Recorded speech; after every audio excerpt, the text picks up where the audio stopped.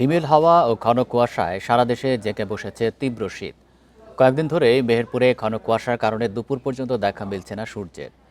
ঘন কুয়াশায় দুর্ঘটনা এড়াতে সড়কে হেডলাইট জ্বালিয়ে চলাচল করছে যানবাহনগুলো। শীত বাড়ার সঙ্গে সঙ্গে বেড়েছে মানুষের দুর্ভোগও।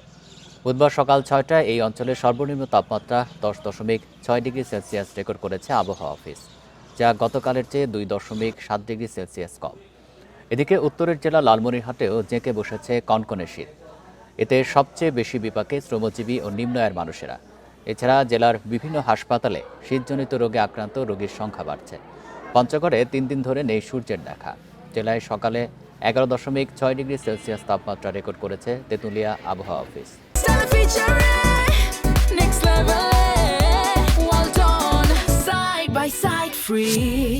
ঠাকুরগাঁয়ে হঠাৎ করে বেড়েছে শীতের তীব্রতা।